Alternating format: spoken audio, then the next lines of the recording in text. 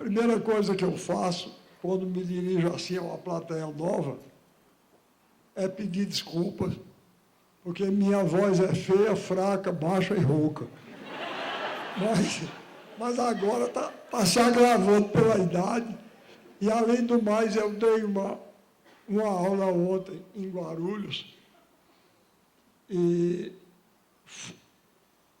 parece que eu me empolgo comigo mesmo, danei-me a falar.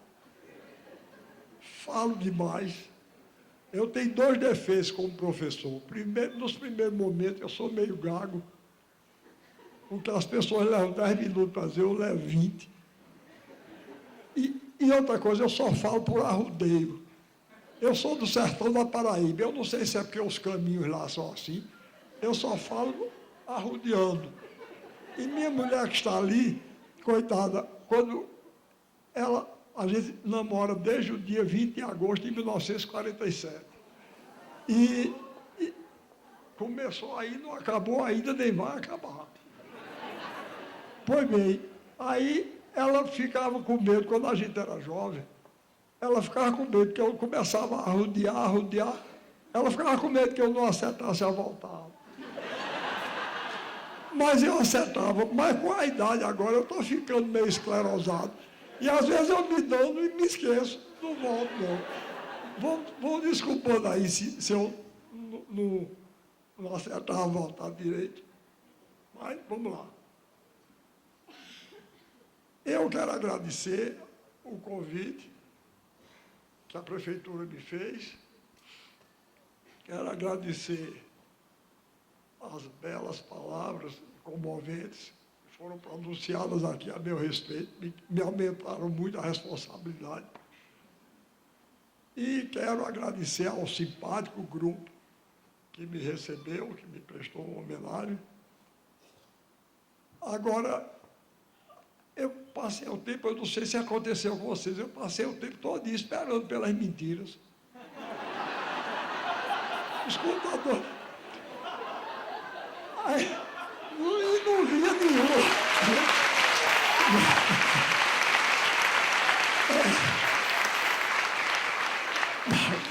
Mas depois eu vi que aí é que estava. Eles mentem tanto que nem mentir mentem. Nem as mentiras que eles prometem no título, eles contam. Mas eu só fiquei um pouco decepcionado, porque eu gosto muito de mentiroso. São 2 qualidades de gente que eu gosto muito. Mentiroso e doido. Eu não sei se é pela semelhança comigo, porque eu vou confessar a vocês, eu minto. Tá certo? Eu minto. Vejam bem, não me levem a mal. Eu não gosto de quem mente para prejudicar os outros. Eu gosto do mentiroso que mente por amor à arte. Não é? Um mentiroso lírico. Uma vez um jornalista me perguntou se dos meus 2 personagens mais conhecidos, se eu me identificava mais com o João Grilo. Eu disse, nada, é com o Chicó, aquelas mentiras dele. Eu me identifico muito mais. E astúcia eu não tenho nenhuma. Mas mentir eu minto. Eu minto. Agora mesmo eu estou cultivando um mentiroso lá em Pernambuco. É um sujeito ótimo. Ele inventou que o pai dele é o maior produtor de mel de abelha do estado, porque ele conseguiu fazer um cruzamento de abelha com vagalume. E os mestiços trabalham de dia e de noite à luz das velas. É mentira, mas é uma coisa que devia existir, não é? Então, não existe, a gente inventa. E os escritores são assim também. Os escritores são assim também. A gente não se conforma. Mas na minha vida não me acontece nada. Eu não sei se vocês já notaram. Tudo o que é ruim de passar é bom de contar. E tudo o que é bom de passar é ruim de contar. Se a vida de vocês, nesse ano agora, foi toda boa, experimente contar a um amigo. Vocês dizem, olha, no dia 1º de janeiro foi ótimo. No dia 2 de janeiro foi melhor ainda. No dia 3, tranquilo. Ele só aguenta até o dia 4. Agora, se vocês passarem por uma situação difícil, vocês vão ver que é bom de contar. Então, na minha vida não acontece nada. Se eu não mentir, o que é que eu vou contar? Eu gosto de contar a história, não é? Gosto de contar a história. Sou um contador de história.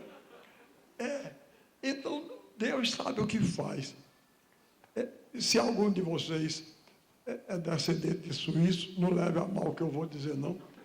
Mas, olhe, eu agradeço a Deus toda noite quando eu vou rezar. Eu agradeço a Deus por me ter feito nascer no Brasil. Em primeiro lugar, por causa da língua. Porque não sou eu que digo, não, é Cervantes. Né? Cervantes dizia que o português é a língua mais sonora e musical do mundo. E eu não aprendi outra língua, não. Eu vou dizer uma coisa a você, se eu nascesse na Alemanha, eu era mudo. Porque aquela língua eu não aprendia de jeito nenhum. Aí o povo diz por aí que não é. Mas olha, eu vou dizer uma coisa a vocês. O português é não só mais bonito, mas é mais fácil. Tanto assim que a gente não precisa estudar para falar. Não é?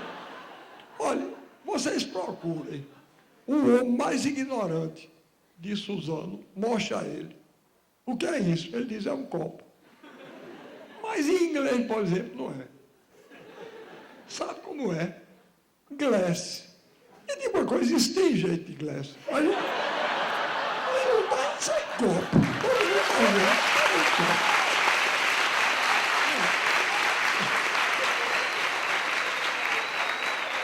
E tem mais uma coisa, é uma língua pobre. Glass é copo e glass é vidro. De maneira que se eu for dizer um copo de vidro, é um glass de glass. Vai embora. Agora, eu estou ficando preocupado. Porque eu sou escritor. Meu material de trabalho é a língua portuguesa. E estão desmoralizando. Estão acabando com a língua portuguesa. Olha, no bairro onde eu moro, no Recife, criaram uma loja agora chamada Macambiras Center. Macambiras Center. Macambira, porque vocês não conhecem Macambira, porque vocês aqui do Sul, vocês são os infelizes. Macambira é um vegetal digno, está entendendo? É um vegetal extraordinário, da minha terra, é do sertão. Ela é um vegetal tão resistente que ela nasce em cima de pedra. Eu disse que era mentiroso, mas isso é verdade. É certo? Elas pegam qualquer rachadurazinha na pedra assim, juntam ali um pouquinho de cisco, de paú, de terra, ela nasce. Um pendão lindo assim, ela sai umas folhas assim. Ela era da família de pé de abacaxi. Aqui tem pé de abacaxi, acho que tem, não tem? Pronto. Ela é daquela família, tem aquelas folhas assim, sai um pendão assim, uma flor linda, em cima da pedra. Agora, para botar Macambira Center. Olha, um camarada que posta um negócio desse é um imbecil completo. Um imbecil mental. Tenha paciência. E se algo, olha, pelo amor de Deus, se algum de vocês tem esses nomes estranhos, não leva a mal, não. Vocês não têm culpa, não. Nem o pai de vocês que botou o nome tem. Isso é uma lavagem cerebral que a gente sofre desde menino, tá certo? Que os nomes brasileiros passaram a ser nome de segunda ordem, não é? Olha, quando nasceu meu primeiro filho, para vocês verem uma coisa, nasceu meu primeiro filho, eu dirigia o departamento cultural do SESI, do Serviço Social da Indústria, lá no Recife. Aí chegou um rapaz que trabalhava lá, um contínuo, aí ele disse, mas doutor Ariano, eu ouvi dizer que o senhor vai botar o nome de seu filho de Joaquim. Eu disse, vou botar não, já botei. Ele disse, não faça uma malvadeza dessa com o bichinho.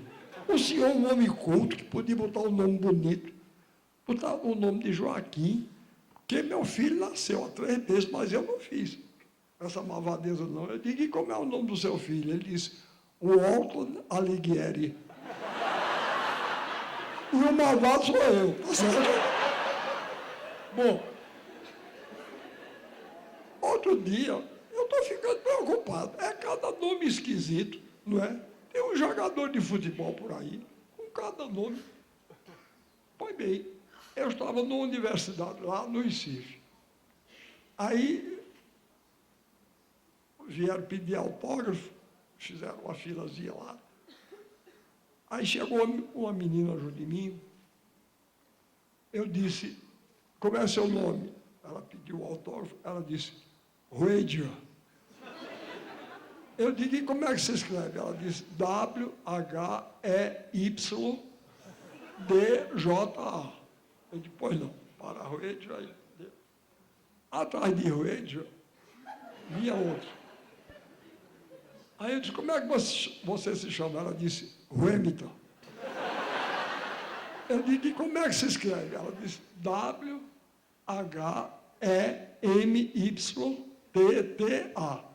Eu disse, você é irmã de Ruedio? Ela disse, como foi que o senhor adivinhou? Agora, o melhor de tudo foi que atrás vinha um rapaz. E ele parece que ouviu meu diálogo com as duas. E ele deve ter pensado, esse homem é analfabeto. Porque quando chegou a vez dele, eu disse, como é seu nome? Ele disse, Hugo, H-U-G-O.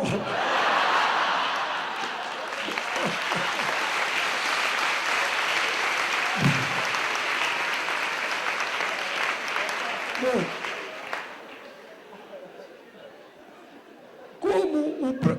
eu fiquei muito contente de ouvir o prefeito dizer,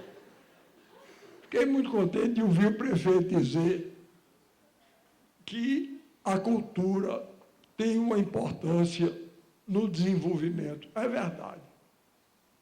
Eu fui secretário de Cultura do grande brasileiro, que foi Miguel Arraes, e ele dizia a mim, a responsabilidade de vocês que lidam com cultura é muito grande, porque a cultura é quem ilumina o caminho, que a gente tem que seguir. Então, a cultura tem uma grande responsabilidade. Não é perfumaria, não. Um povo que não respeita a sua cultura perde a sua identidade e pode perder até a sua independência. Ninguém brinca com o problema cultural. A Índia foi dominada politicamente e militarmente pela Inglaterra. Mas, como tem uma cultura forte,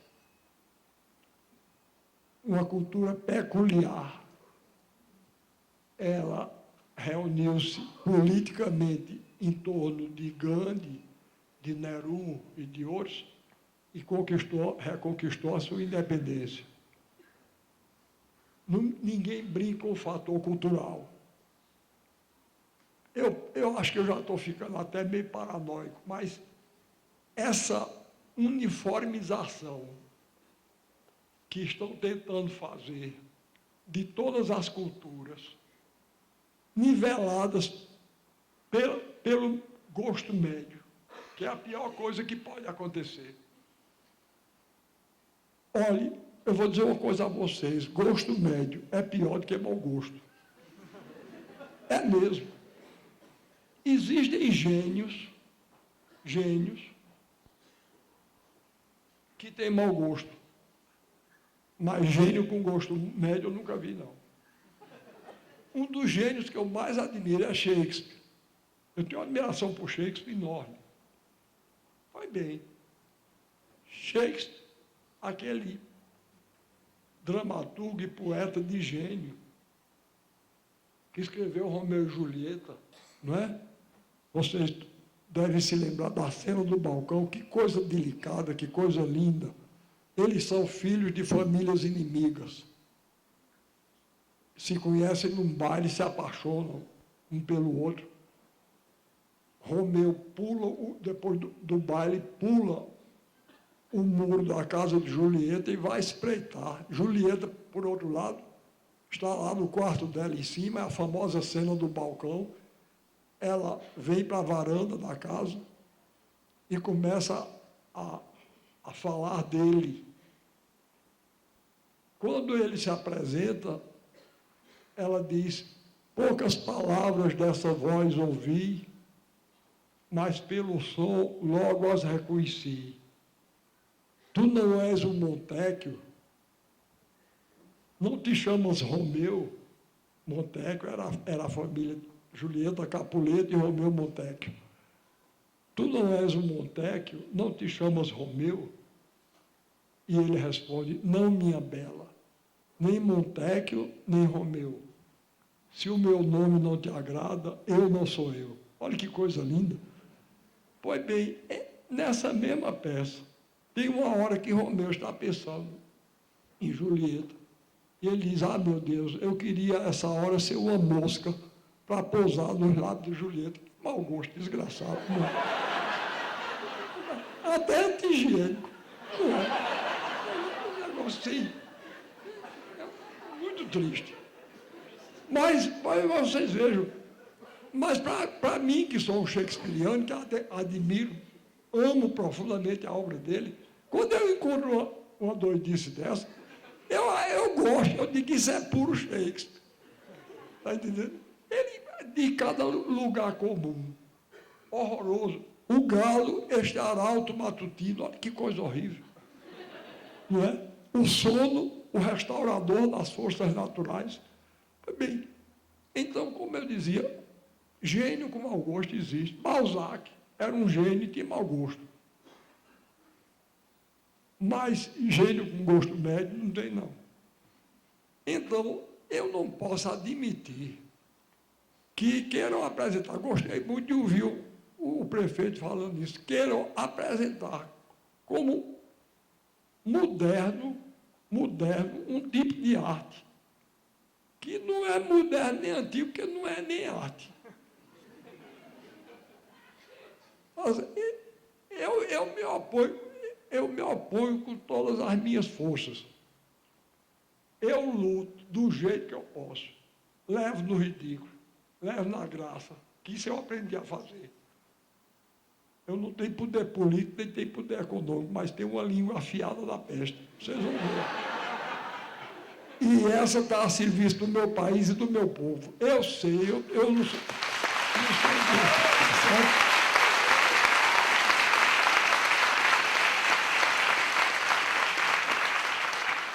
Muito obrigado pelo apoio.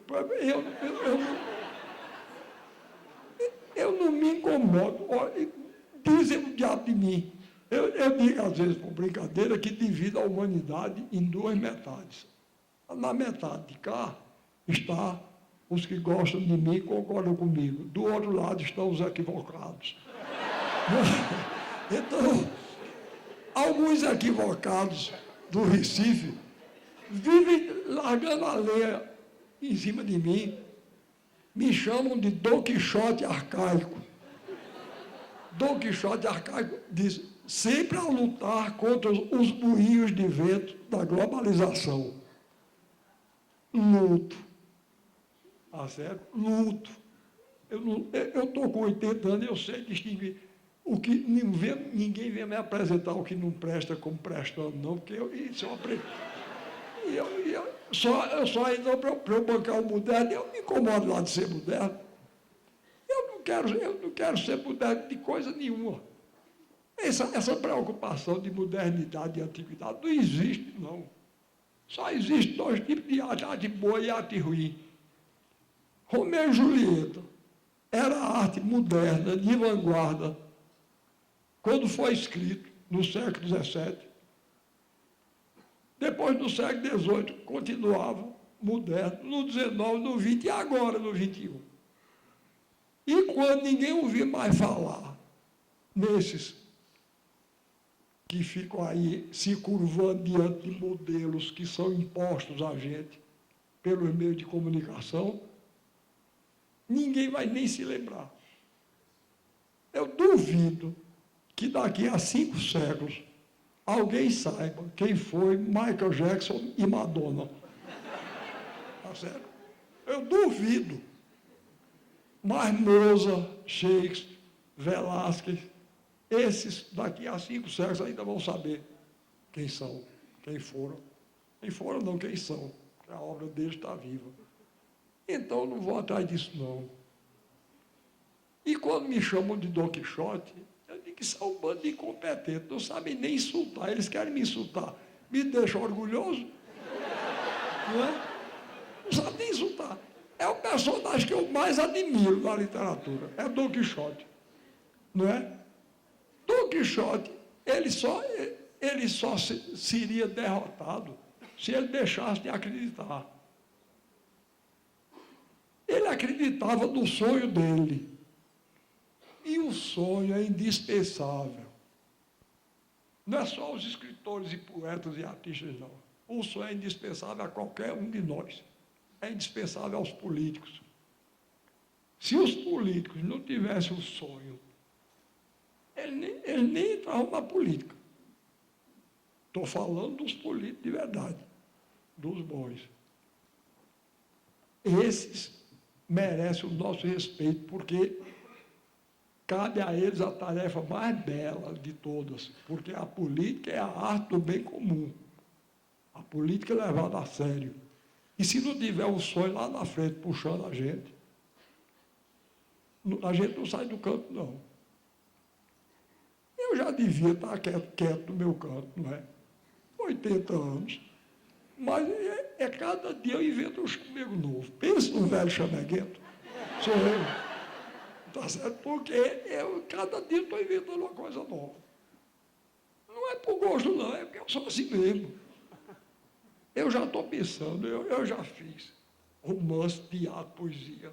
Faço um tipo de desenho doido que eu chamo iluminogravura. E agora eu vou fazer uma ópera. Eu nunca fiz uma ópera. Estou me aprontando para fazer uma ópera. Vou me meter nesse chamego. Novo. Aos 80 anos. Pois bem, porque eu sou assim. Aí, com isso, agora, eu tenho uma coisa comigo que não sei se acontece com vocês. Eu sou meio azarado. É um tipo de coisa, porque eu não vou na casa de ninguém convencer ninguém a fazer coisa nenhuma. Ontem em Guarulhos, tinha 2 moças que estavam lá e elas disseram que vinham para cá, eu não sei se vieram. Se vieram, me deu sinal, parece que não vieram, não. Eu disse até a elas, não, eu acho que eu vou mais ou menos repetir o que eu disse aqui, mas houve um problema lá com a parte técnica, que eu não me dou muito bem com essas aparelhagens, eu ainda não me habituei. Telefone, por exemplo. Eu não me dou bem com telefone, não. Eu não falo nem de celular, que esse para mim é uma praga. Não é? Engraçado que o jornal outro dia, para todo canto que eu vou, eu carrego essa caixa de óculos. Aí o jornal do Recife botou, Ariano Suassuna está aderindo à modernidade. Para todo canto que ele vai, carrega o celular. Era isso. Bom, então, eu não aderi nem ao convencional, eu tenho agonia daquela fala de taboca rachada. Né? No ouvido da gente, e a pessoa não está nem lá, a gente não vê a pessoa, não é? E aí, eu não gosto. E outra coisa, telefone comigo tem que ser no estilo clássico. Tem que dizer alô, para eu dizer quem fala, para entender como é por aí. Pois bem, eu, por falta de opção, me formei em Direito. Depois eu me formei em Filosofia, que para esse eu tinha vocação. Aí, quando eu me formei em Direito, não tinha emprego. um dos maiores juristas lá do Recife me chamou para eu trabalhar no escritório de advocacia dele. E eu fui. Foi um dos tempos mais infelizes da minha vida. Nunca sofri tanto. O primeiro caso que me apareceu foi para defender um cachorro. O homem chegou lá e disse, olha, meu cachorro mordeu o homem e eu quero que o senhor me defenda. Eu disse, o senhor me desculpe, mas todas as minhas simpatias são pelo mordido, eu tenho horror a cachorro. Vai bem. Aí, o homem que me chamou para trabalhar chamava-se Murilo Guimarães, era professor de Direito da universidade e era advogado. E eu fiquei trabalhando com ele no escritório dele. Aí, um dia, eu estava no escritório, por acaso eu estava perto do telefone, o telefone tocou, eu atendi, e o homem veio dizer alô, o homem disse logo, quem fala? Aí eu disse, Ariano Suassuna. Ele disse, desculpe, não é para ir não. Aí eu disse, meu Deus, ele queria falar com o doutor Murilo, fiquei com aquilo lá, aí toca o telefone, era o mesmo homem, eu atendi, ele disse, quem fala? Eu disse, Murilo Guimarães. Ele disse, como vai você, Murilo? Eu disse, eu não sou o doutor Murilo, não. Ele disse, e por que aqui diz que é? Eu digo, porque quando eu digo meu nome, o senhor desliga.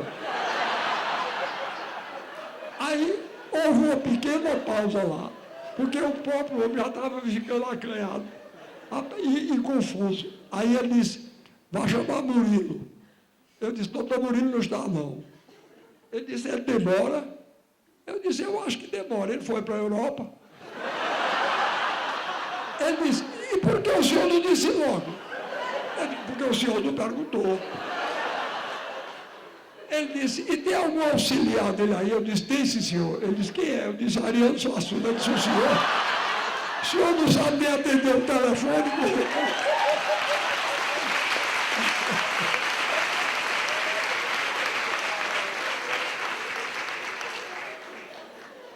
Pois bem, como vocês veem, eu sou um contador de história, o que eu sou mesmo é isso. Mas vou contar outra história de telefone. Eu comecei minha vida como professor de português aos 17 anos de idade. Eu comecei a dar aula de português. Aí, na escola onde eu ensinava, tinha um contínuo que tinha um desses nomes brasileiros estranhos. Ele chamava-se Clomilton.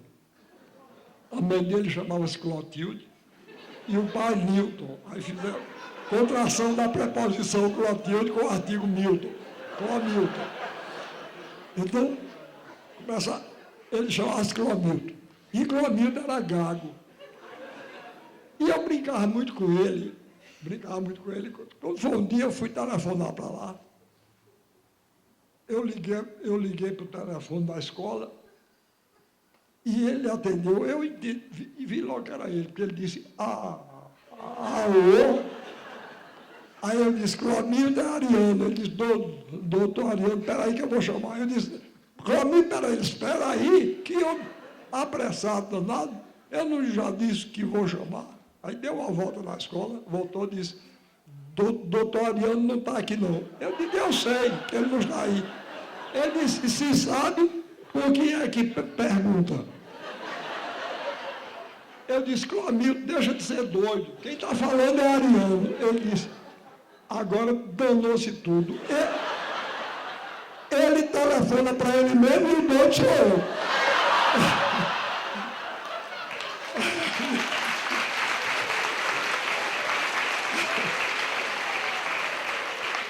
Aí eu disse, Clomilton, peraí, rapaz, eu vou te explicar como foi tudo. Aí, como eu brincava muito com ele, disse, não, eu já entendi. O senhor está aí sem ter o que fazer e dando trabalho a quem está culpado. Botou o telefone lá e eu não consegui ligar. Bom, mas, então, eu dizia tudo isso por causa da minha preocupação. Eu quero que o povo brasileiro mantenha a sua cultura, a nossa cultura. Veja bem, eu não tenho nada contra a cultura de nenhum país. Eu devo muito a Cervantes e a Calderón da Barca, que eram espanhóis. Devo muito a Molière, que era francês. Devo muito a Goldoni, que era italiano. Devo muito a Dostoiévski e Gogol, que eram russos. Então, eu não tenho... Devo muito a Goethe, que era alemão. Devo muito a Shakespeare, que era inglês. Então, eu não tenho contra a cultura de nenhum país, eu não tenho nada. Agora, não venham me impor esse lixo cultural que espalham por aí como cultura. Não é verdade? Então, eu sou contra. Mas, como eu estava... Então, de vez em quando, eu não vou na casa de ninguém, converter ninguém, mas na minha casa vem. De vez em quando, baixa um cidadão lá na minha casa querendo me converter. A modernidade. Entre aspas, é claro, né? A modernidade. Aí, outro dia, chegou um lá em casa, e falando desse jeito, era um jovem. Aí disse para mim, bicho, você precisa se ligar. É para se ligar, rapaz. Você vive falando mal do rock, isso tudo já está ultrapassado. Como eu disse a vocês, eu digo as coisas do jeito que eu leio. O negócio agora é o punk e o funk. Aí, então você precisa se ligar, rapaz. Eu vou lhe mostrar. Aí ele resolveu me mostrar a obra-prima lá que ele tinha feito. Para me converter, vocês imaginam. Eu não sei se vocês sabem, existiram dois físicos atômicos, um chamado Rutherford e o outro Bohr. Pois bem, esse foi o mote que o rapaz lá pegou para fazer a música dele. Ele pegou a guitarra assim e começou a cantar para mim o seguinte: Rutherford, Bohr, Rutherford, Bohr, Rutherford, Bohr, modelos atômicos, Rutherford, Bohr. Toda parede espera um prego. Toda parede espera um prego. Toda parede espera um prego. Rutherford, Bohr. Rutherford, Bohr. O cavalo morto é um animal sem vida. O cavalo morto é uma... Que novidade. O cavalo morto é um animal sem vida. O cavalo morto é um animal sem vida. Rutherford, Bohr. Rutherford, Bohr.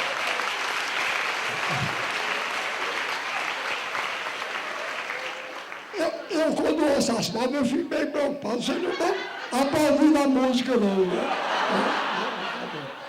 Então, ainda tinha uma estrofe. Em redor do buraco tudo é beira. Em redor, e ele todo animado, ele fechou os olhos. Em redor do buraco tudo é beira.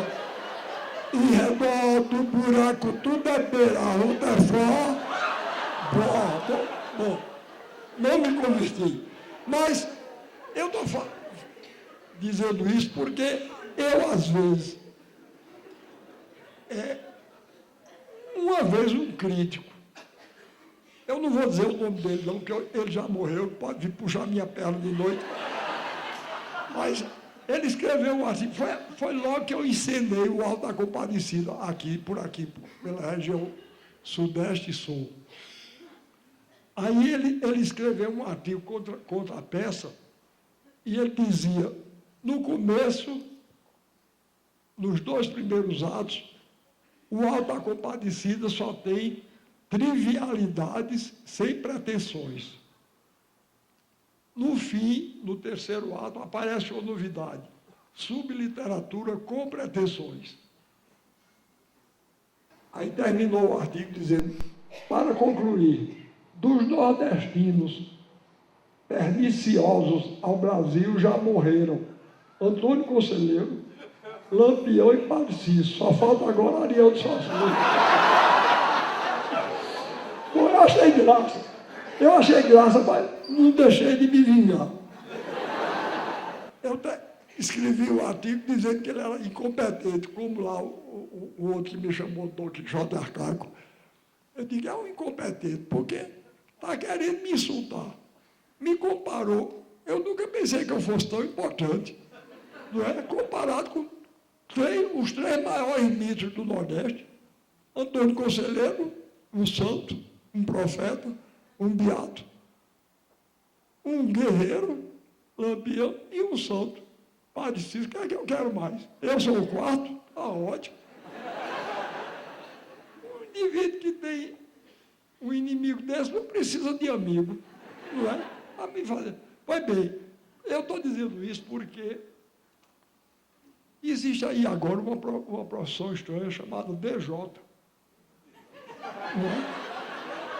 Que eu estou sabendo agora. Pois bem, 2 DJs.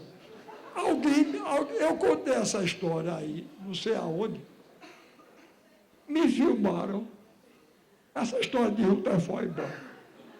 E eles aí fizeram uma montagem, botaram o título, o funk de Suassuna. Viu? E botaram. E eu achei até engraçado. Eu vou mostrar, eu pedi a Alexandre para trazer, e vou mostrar aí a vocês. Inclusive, eles conseguiram um retrato de Rutherford e outro de Boy, e eles aparecem. Então, vejam lá. Mas é isso não. Foi na minha casa me converter um jovem. Eu não me lembro se era punk ou funk. Ele. Ou era punk ou era funk. Um desses dois. Aí ele foi na minha casa me convencer. Ele disse, não, você fica falando mal do rock, mas olha, você precisa se ligar, rapaz. Isso já está ultrapassado. Agora nós estamos no funk, no funk, no punk. Aí resolveu cantar para mim, para me converter. Vejam que beleza.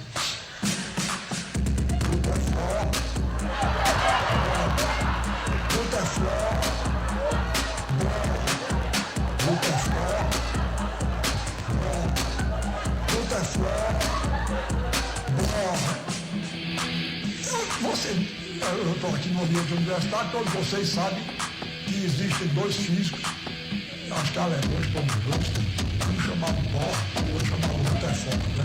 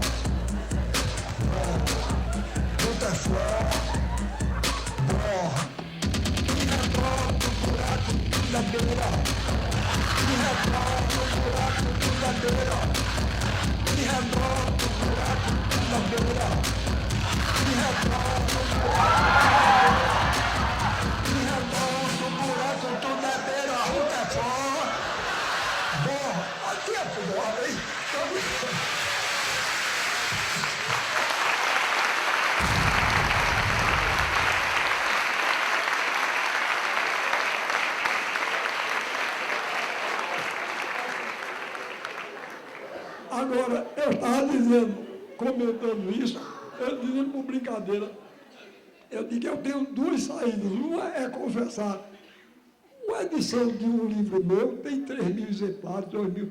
Pois bem, esse negócio está com mais de 80.000 acessos. Já tem gente usando como chamada do celular. Eu estou pensando seriamente em deixar a literatura e aí diria começar uma carreira de cantor funk. Né? Mas, por outro lado, eu também posso me defender. Eu posso dizer aos dois DJs, eu digo, olha, eu sei fazer, eu não faço porque eu não quero, porque isso é ruim. Né? Olha lá.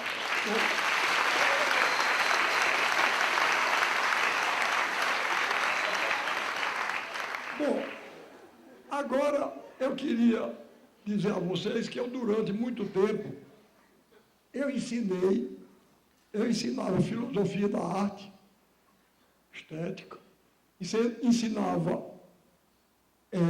literatura brasileira e história da cultura brasileira. E aí, pelos anos 70, começou esse negócio de o pessoal dizer que, inclusive, começaram a dizer que não existia cultura brasileira. Foi aí que eu teimei mesmo. E então, um dia eu fui chamado para uma reunião no meu departamento, porque queriam mudar a história, o título da matéria que eu ensinava, que era História da Cultura Brasileira. Queriam mudar para História da Cultura no Brasil. Estão entendendo a maldade aí? Aí eu disse, mas por quê? Por que vocês querem mudar? Eu disse, porque não existe cultura brasileira. E como é, rapaz? Não existe, não. A cultura brasileira é apenas um episódio da cultura ocidental. Eu disse, o que não significa que ela não exista. A cultura inglesa também é um episódio da cultura ocidental. A francesa, vocês não mudam, não. O nome vai ser História da Cultura Brasileira. Se vocês querem mudar, vocês mudem de professor. Porque enquanto eu estiver aqui, vai ser História da Cultura Brasileira, que eu não vou admitir isso, não. Estão insultando a cultura do meu país. E eu vou mostrar a vocês uma coisa. Eu vou mostrar uma música que eu trouxe aí. E eu vou pedir para ver se vocês identificam de que país é essa música. Por favor, botem a faixa número 6 daquele disco que eu trouxe.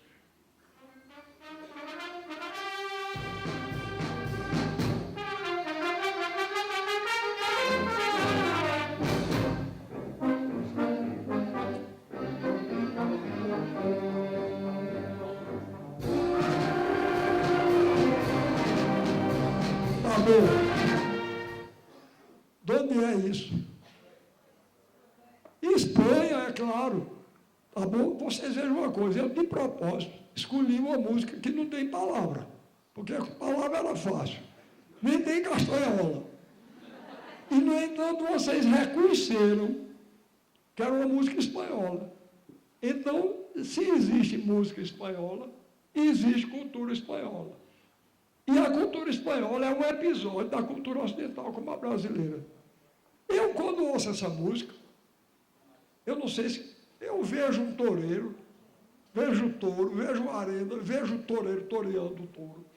Bota aí de novo, para vocês verem se não é verdade. Bota de novo aí. Bota.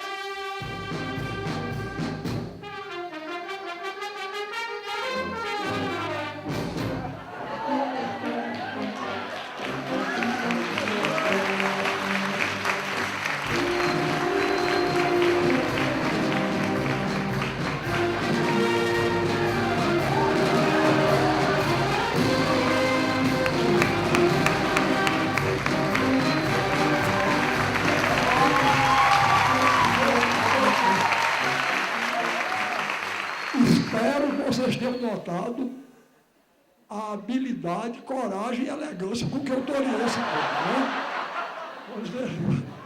Então,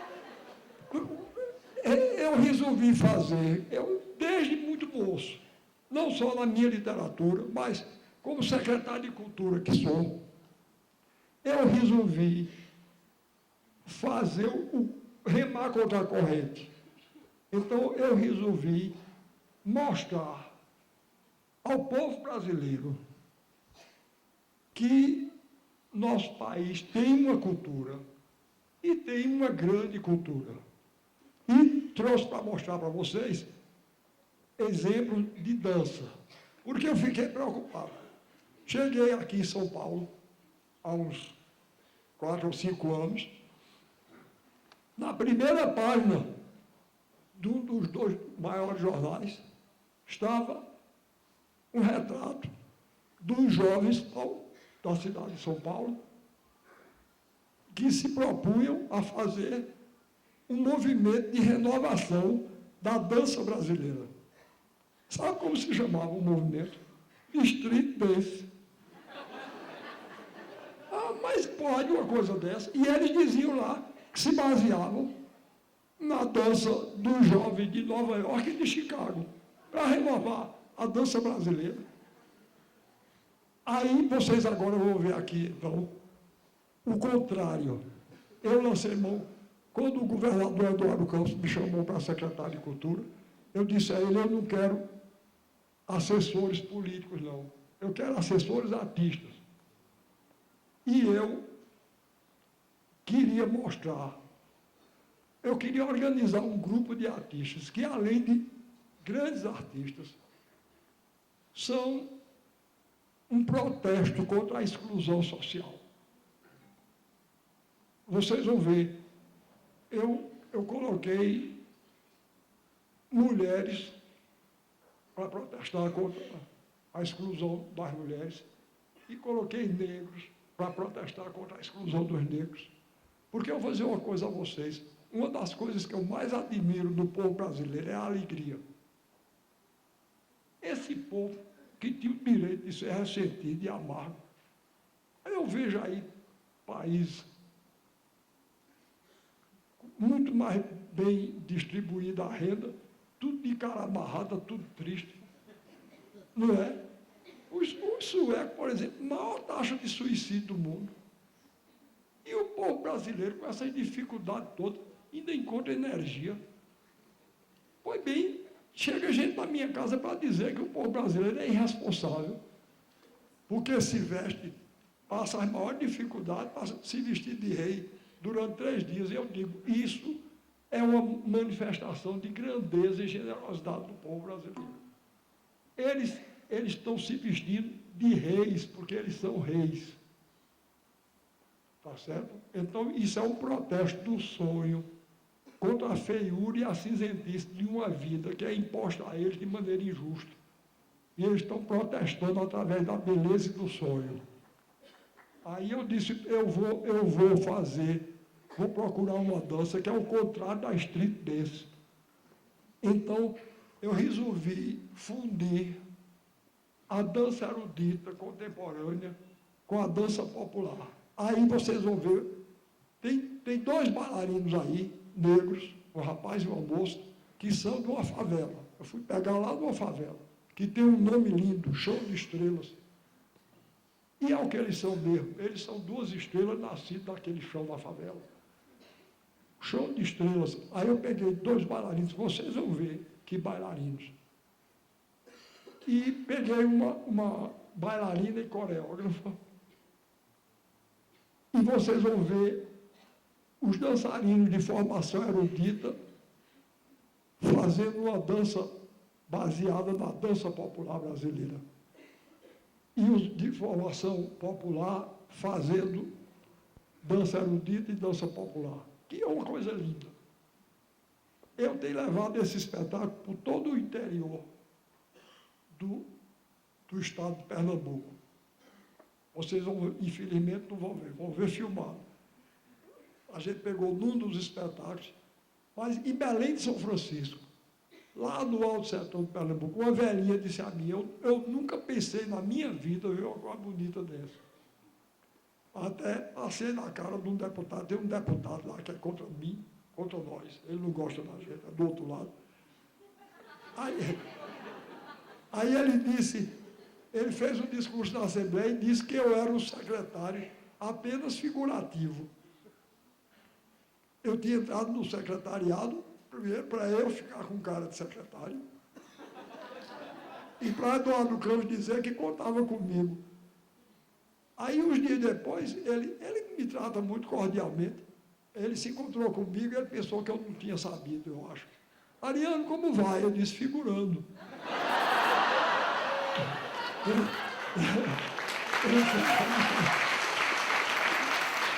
Eu disse, olha, já figurei, aí eu disse todos os municípios onde eu fui, contei essa história da velhinha, eu disse, porque eu quero terminar o meu mandato tendo orgulho de dizer, eu posso até ser um secretário figurativo, mas nunca um secretário de Cultura de Pernambuco fez o que eu estou fazendo, quer dizer, pegar um circo e sair por dentro do estado todinho, porque eles ficam no Recife, arranhando a costa do Recife e Olinda. Eu estou indo no estado todo, mostrando isso. E eu queria que vocês vissem a receptividade. Agora, vou fazer um pedido a vocês. Se vocês não gostarem, não vai não, senão eu vou me desmantelar aqui, não vou acertar dizer mais nada. Mas vocês fiquem parados. Agora, se vocês gostarem, me dê um sinal de que gostaram. A primeira música, veja primeiro, eu contratei como assessores 5 músicos, inclusive Antônio Madureira, que é um compositor que eu acho de importância nacional, um injustiçado pela mídia. Ele devia ser, todos eles aí são injustiçados. Mas vocês vão ver que beleza. Então, ele é o autor de todas as músicas, Antônio Madureira, e ele toca violão no grupo. Eu organizei um quinteto com violão, flauta, percussão, violino e violoncelo. Então, a gente toca música de primeira categoria. E com essa dança que vocês vão ver. E organizamos o programa de acordo com a formação cultural do povo brasileiro. Então, a primeira música chama-se Toré, porque, não sei se vocês sabem, mas Toré é uma celebração indígena. E como os índios foram os primeiros que chegaram aqui, a gente começou com essa dança Toré, que vocês vão ver agora.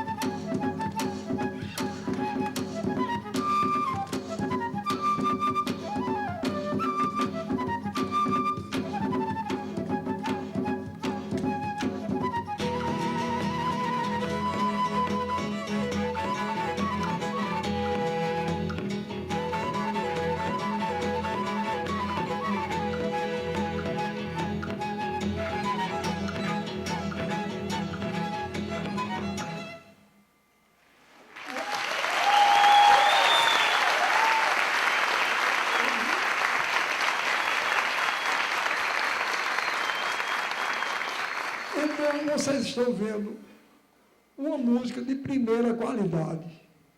Aí está o anti-street dance, não é? Não tem nada de street dance. E eu tenho, olhe, vocês acreditam, eu não estou fazendo exagero, não. Eu tenho mostrado essa dança e outras manifestações de arte para jovens universitários, adolescentes da rede pública do ensino. E é uma receptividade enorme. Eu tinha um amigo, ele não é mais vivo, grande compositor Capiba. Ele era muito meu amigo, padrinho da minha filha mais velha, Maria. E ele dizia uma coisa que eu achava ótima. Ele era muito engraçado e muito inteligente. Ele era tato. Ele não pronunciava nem Q nem G. Ele dizia, Ariano, a palavra eu tenho mais dificuldade de dizer é halo. Existe halo do pé, halo do verbo alá, e halo, o marido alinha e faz oro. Pois bem, e ele dizia uma coisa, ele ficava danado quando dizia que cachorro gosta de osso. Ele dizia, só dão osso ao cachorro. O cachorro come uma avidez, dizem, ele é doido por osso. Ele é doido por comida, como todo mundo. Bote um filé em um osso para ver, eles olham. E ele tinha razão. Está entendendo? Quer dizer, dizem que os jovens brasileiros só gostam de música ruim. Não dão filé. Ninguém dá oportunidade ao filé. Pode mostrar o que é bom. Mostre. Eu tenho mostrado essa dança. A gente não faz concessão. Não tem guitarra aí. É uma música baseada num tema indígena. E os jovens vibram. Isso é a conversa. Vejam lá agora a homenagem que prestamos à cultura negra com o maracatu Estrela Brilhante.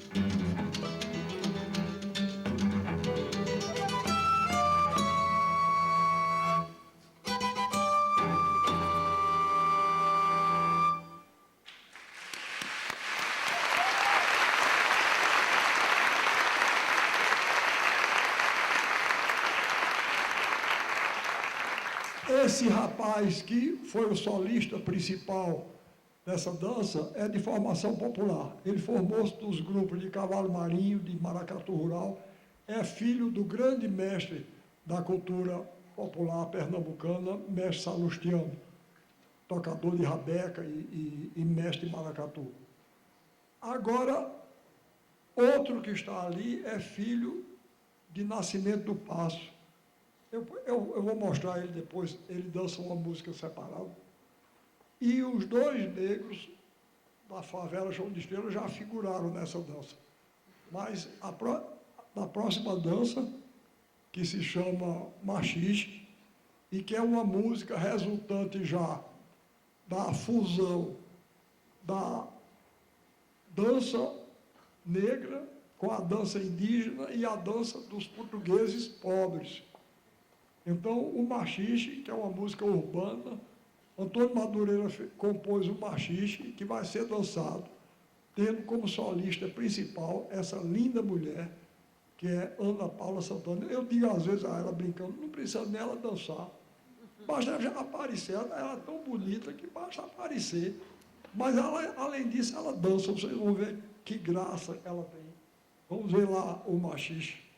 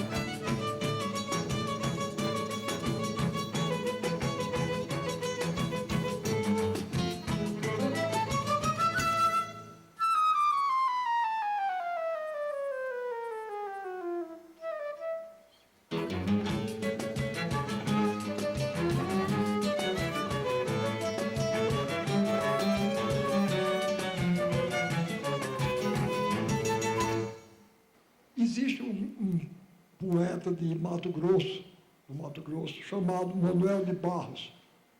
E eu li uma vez um verso dele, ele dizia: o branco e a elegância devem muito à garça. Não estou dizendo isso porque vim de branco, não. Mas é verdade, não é? A garça, talvez de todas as aves, seja a que tem o voo mais elegante, não é? Então ele disse isso: o branco e a elegância devem muito à garça. Quando eu vejo Ana Paula dançando, eu digo, a beleza e a graça da mulher brasileira devem muito à negra. Não é verdade?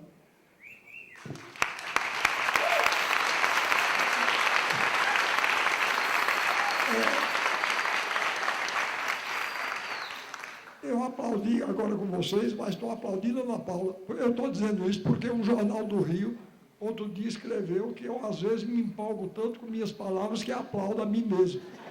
Eu não estou batendo palma para mim, não. Estou batendo palma para ela. Bom, a música que se segue chama-se Dobrado.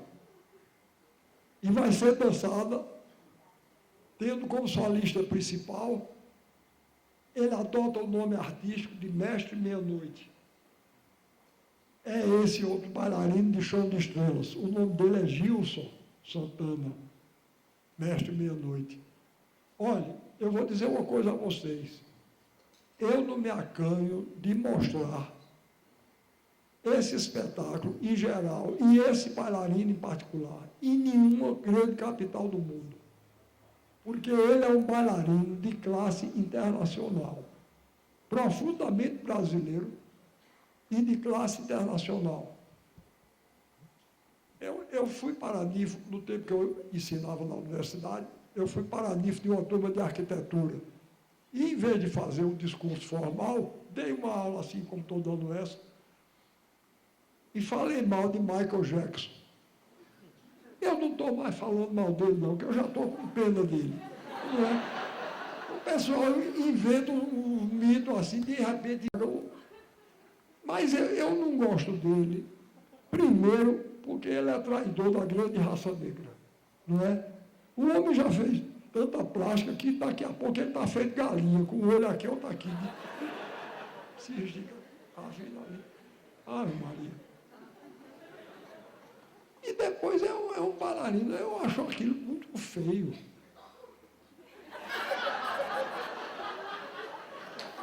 Eu não gosto. Quando eu terminei a aula, eu fui procurar por um professor francês que estava lá. Aí ele disse: professor, eu gostei muito da sua aula, mas não estou de acordo, porque o senhor falou mal de Michael Jackson e ele é um grande bailarino. Eu disse: você me desculpe, mas grande bailarino para mim é Nureyev, Nijinsky, Baryshnikov. Aquilo é um débil mental. Tem nada de grande bailarino. Pois bem, vocês agora vão ver. E eu disse mais ao francês, eu diria outra coisa. O senhor disse que gosta dele e elogiou a minha aula. Escolha, ou eu ou ele. Eu não quero esses alunos.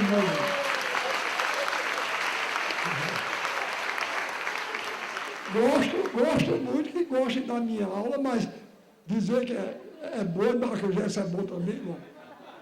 Ou eu ou ele. Pois bem, então vocês vão ver agora, eu não sei se vocês sabem, mas o frevo, essa música e dança tão pernambucana, a música teve origem no dobrado.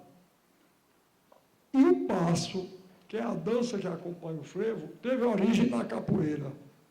Então, Madureira, que é esse que toca violão, que aparece aí tocando violão, que é o coordenador do grupo e é o compositor, compôs um dobrado que Mestre Meia-Noite, Gilson Santana, vai dançar com uma dança baseada na capoeira, mas já anunciando o passo do frevo. Vocês vão ver que beleza. Vejam lá.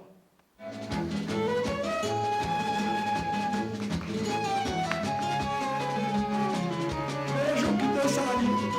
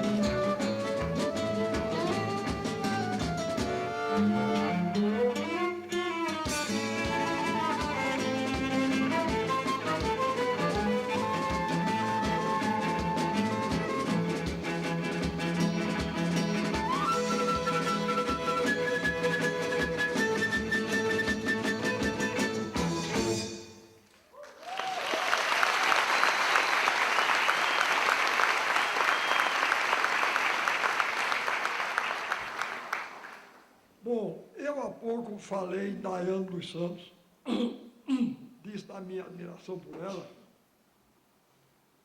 mas a minha admiração cresceu mais ainda. Eu li uma entrevista que ela deu a uma jornalista chamada Sandra Bosch. E eu tirei as palavras dela. Então, eu vou dizer uma coisa a vocês. Além da grande atleta que ela é uma grande brasileira. Ela é uma grande mulher, é uma grande figura humana. Porque, como eu disse, ela tinha todo o direito de ser amarga e ressentida. E ela não é. Ela tem uma grandeza humana. Eu vou dizer uma coisa a vocês. Onde tem aqui a palavra atleta, se botar escritor embaixo, e onde tem a palavra ginástica, botar literatura, eu assino as palavras dela. Vejam bem, eu sou preocupado com isso. Eu acho que o país só se faz assim. A gente tem que estar atento a todos os setores. Todos os grandes brasileiros que aparecem na minha vista, eu vou lá e procuro valorizar. E vou dizer uma coisa, eu não conheço ela pessoalmente, não tenho essa sorte. Mas eu estou escrevendo um romance, e uma das partes do romance é dedicada aos brasileiros descendentes de negros, e ela está incluída, por causa dessas palavras que ela escreveu aqui. Vejam lá que beleza. Ela diz: tenho a ambição de, como atleta, representar bem meu país e meu povo. Eu também. Tenho a ambição de, como escritor, representar bem meu país e meu povo. Posso até não conseguir, mas por falta de qualidade, não é por falta de vontade, não. Vontade eu tenho, de representar bem meu país e meu povo. Nunca quis morar no exterior, nem eu. Acho o Brasil tão bom. Olha, está ficando na classe média brasileira. Está se criando. Eu fui outro dia com minha mulher jantar numa casa rica. Uma das casas mais ricas que eu já vi e mais feia também.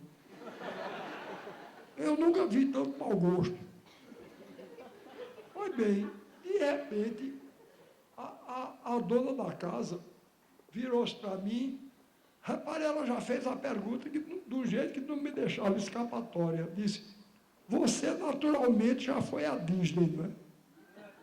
Eu disse: já foi aonde? A Disney, era a Disneylândia, que ela já tem tanta intimidade que chama Disney. Você naturalmente já foi à Disney. Eu disse: não, nunca fui não. Ela disse: foi aos Estados Unidos e não foi à Disney? Eu disse: não, eu nunca fui aos Estados Unidos não. Menina, ela fez uma cara de decepção para o meu lado. Eu disse: eu nunca saí do Brasil não. Aí ela disse, aí daqui a pouco o marido dela falou numa pessoa lá, que eu não sei quem foi. Aí ela disse: ele já foi à Disney, não é? Aí o marido disse: foi. Aí eu comigo, eu pensei, eu digo: essa mulher divide a humanidade em duas qualidades. Quem foi à Disney e quem não foi. E eu estou lascado, porque eu não fui.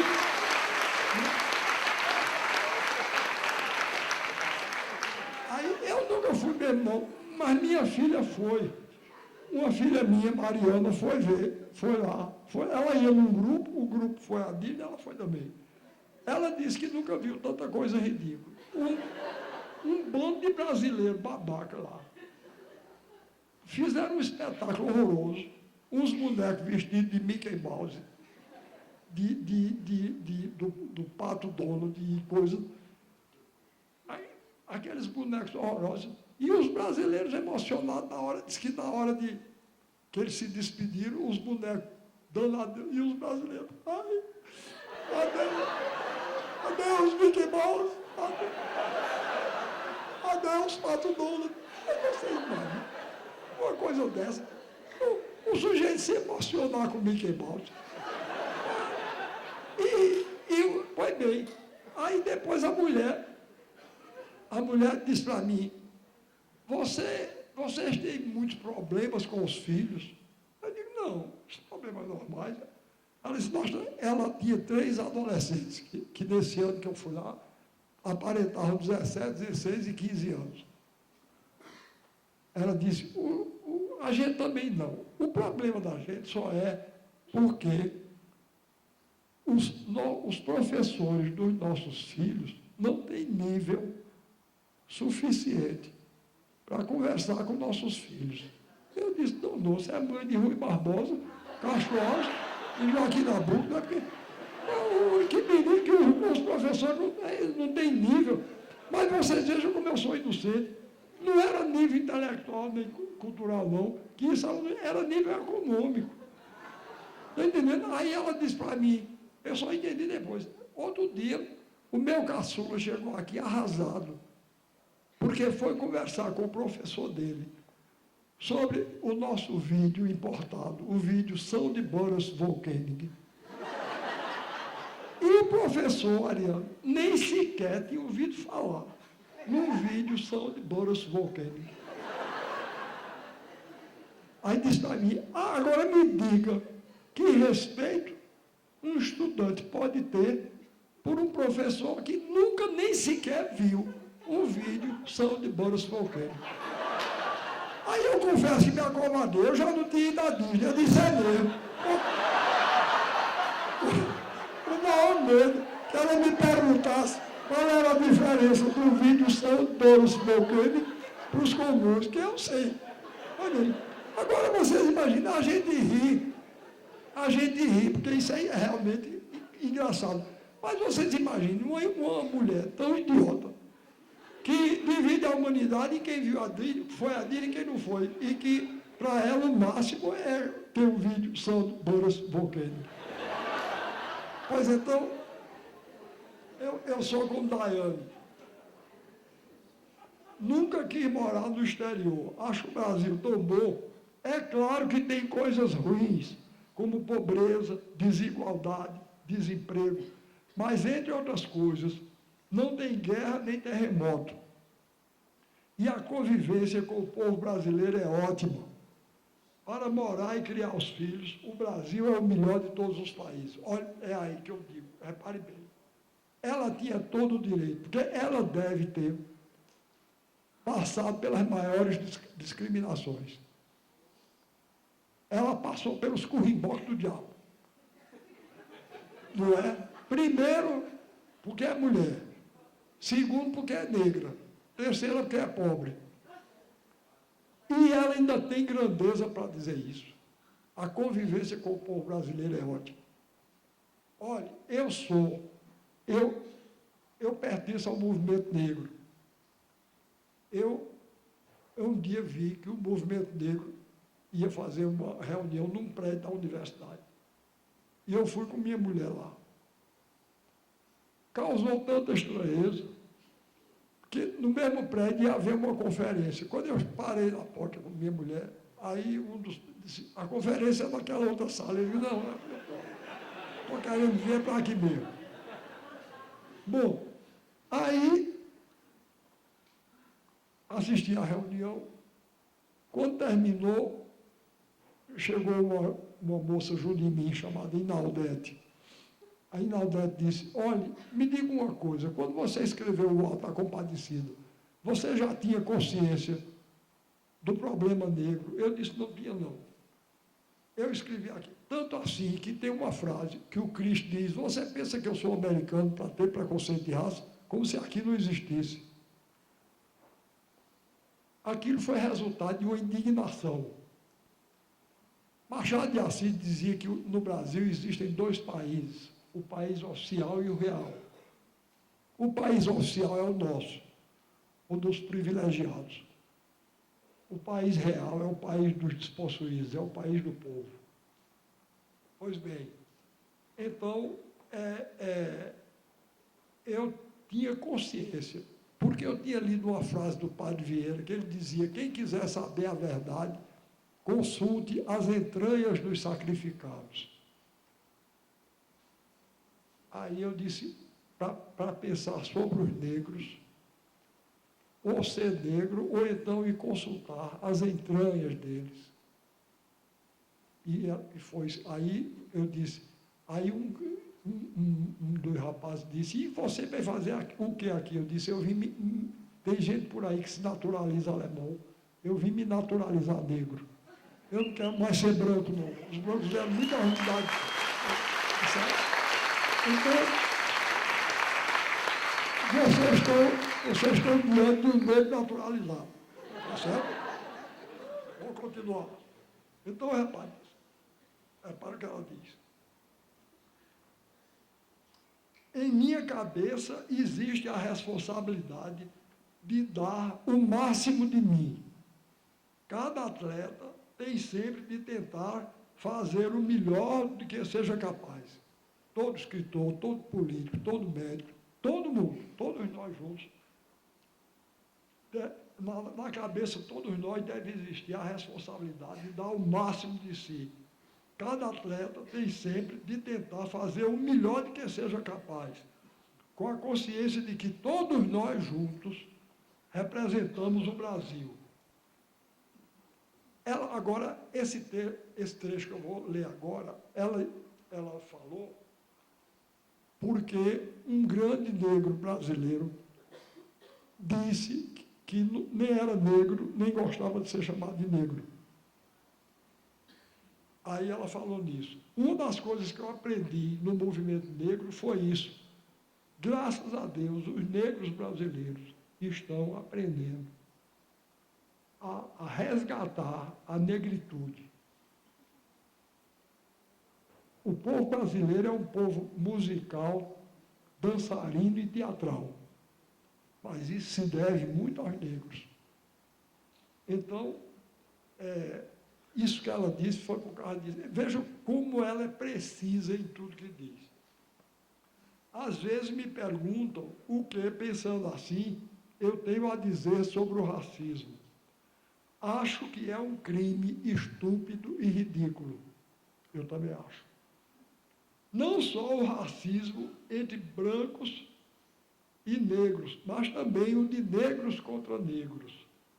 É muito feio uma pessoa branca ofender e humilhar uma outra negra, mas também é muito feio um negro negar sua condição. Quem faz isso está sendo preconceituoso com seu pai e sua mãe. Eu tenho orgulho de todas as minhas raízes. E, quanto à ginástica, tenho a convicção, veja a altivez dela, de que, entre tantas e tantas crianças, Deus um dia botou a mão na minha cabeça e disse, olhe, você foi escolhida para ser uma atleta, para quem a fama não está acima de tudo. Um atleta que procura a ginástica como algo que para você é fundamental, indispensável, essencial à sua realização como pessoa, é claro, mas que também, ao mesmo tempo, procura dar o máximo de si para que seu país e seu povo encontrem o melhor caminho.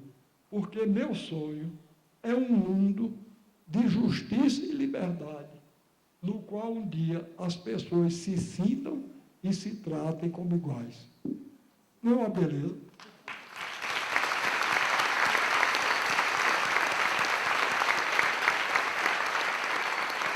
Bom, eu vim a São Paulo há um mês atrás, mais ou menos.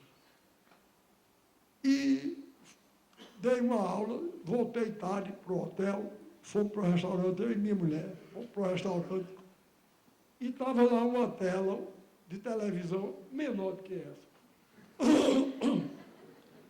E estava passando um festival na Inglaterra, em praça pública, com a presença do tal do príncipe Charles.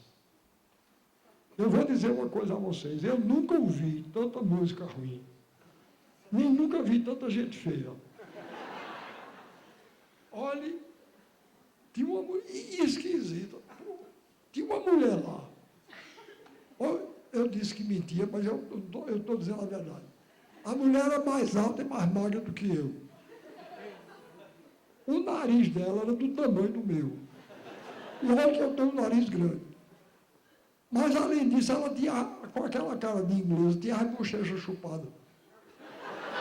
Assim. Ah, bom, feiura é um direito, não é? Nasce feio, o que é que tem que fazer? Eu, por exemplo, justiça seja feita à velhice. Não foi a velhice que me fez, não. Eu sou feio desde menino. Mas a pessoa acrescentar a própria feiura, aí é demais. Aí é demais. Pois ela fez isso. A mulher, além de ser assim, ela se vestiu com um vestido branco, pegava aqui do gogó e até os pés. E pintou os cabelos de vermelho. Ela parecia uma vela acesa. Os cabelos eram chama. Que mulher esquisita na peste. Pois bem, e depois tinha uns homens de paletó e gravata no meio. E eu não sei se vocês aqui sabem o que é pitó. Pitó é um cabelo amarrado, né? Pois bem, cada um desses outros tinha pitó na mesma pessoa, no mesmo homem. Um pitó azul, um amarelo, outro vermelho, cheio de... Eu nunca vi. E a roupa cheia de penduricalho, né? Como esse povo gosta. Pois bem, os de paletó e gravata cantavam assim.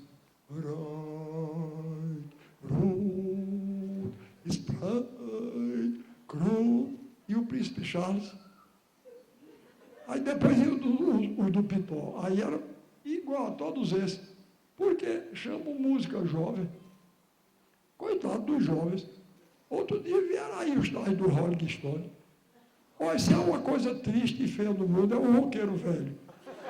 Não é? Quando é jovem, ainda vai. Quando vai cair nos pedaços. Eu nunca vi um negócio mais feio. Pois bem, eles tocavam igualzinho. Sky Road is bright grey. Isso, eu prefiro o da Fó. Ainda prefiro o da Fó.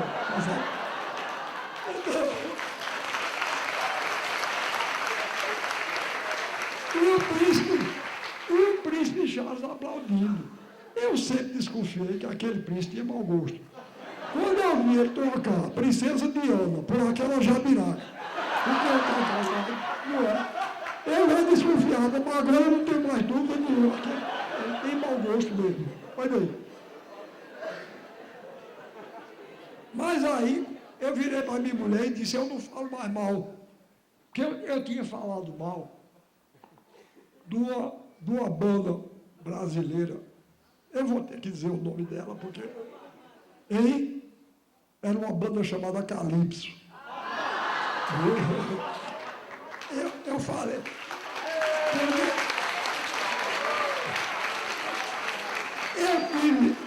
Eu tive a pouca sorte de ligar a televisão e ouvir. Aí, repare, eu não estou exagerando, não, a música que eles cantaram. Se você quiser me conquistar, você tem que suar. Se você quiser me conquistar, você tem que balançar. Se você quiser me conquistar, você tem que rebolar.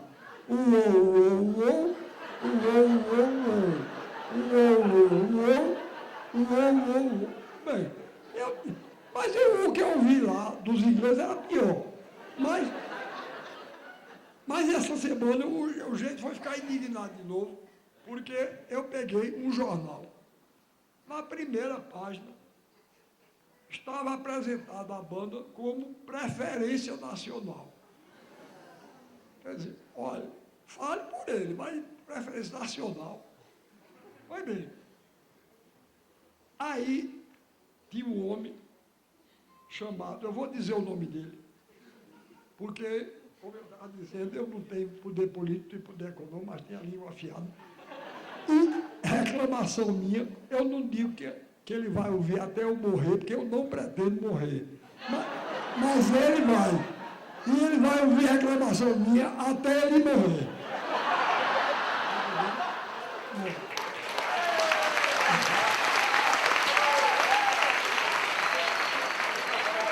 Então, repare a primeira coisa que me deixou indignado. A Calypso é a verdade do povo brasileiro. Minha Nossa Senhora! Uou! É a cara do povo brasileiro. Eu só não digo a cara de quem é, porque eu tenho respeito, admiração e carinho pelas mulheres, e a mãe dele não tem culpa nenhuma das besteiras que ele diz. A Calypso é a verdade do povo brasileiro. O Chimbinha é um guitarrista genial.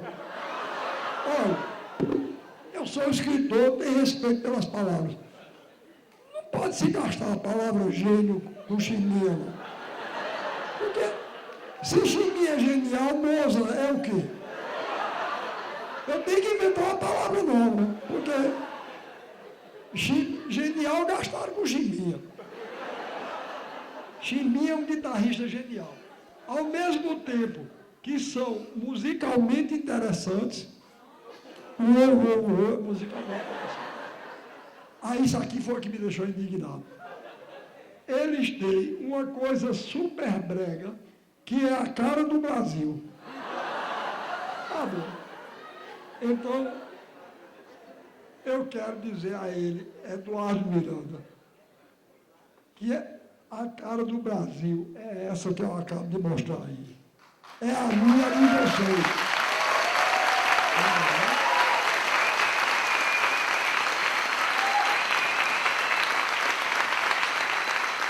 E não é super brega, não, é muito bonita. Isso que a gente viu aí é o que o Brasil pode ser. É o que o Brasil vai ser. Já está começando a ser. Tá vendo? Fiquem atentos, inclusive politicamente. Não é opinião minha, não. Está aí nos jornais mais contrários a nós. A taxa de pessoas que vivem abaixo do nível da pobreza, isto é, da miséria, baixou de 36,5% para 18,9%. É a taxa mais baixa da história do Brasil. E se deve aos programas sociais do nosso governo que esses traidores aí estão querendo derrubar. Vejam bem, não é?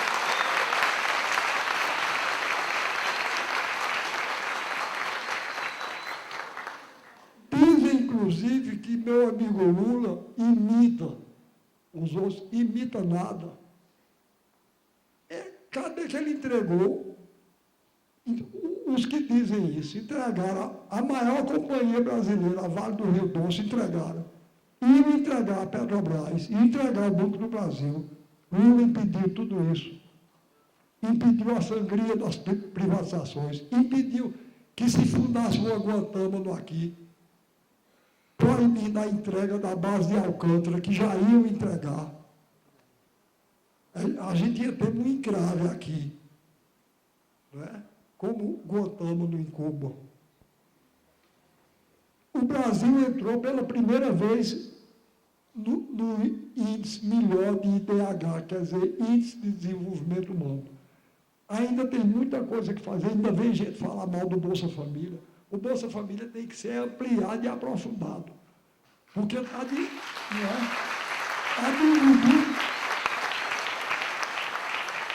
diminuindo esse abismo dilacerador entre o Brasil oficial e o Brasil real, o povo do Brasil real. Então, eu quero dizer a Eduardo Miranda que a cara do Brasil é essa. O Brasil já está começando a ser. E se o Brasil oficial e privilegiado se portar à altura do nosso grande povo, vocês vão ver ainda nesse século esse país iluminar o mundo. Muito obrigado pelo carinho que me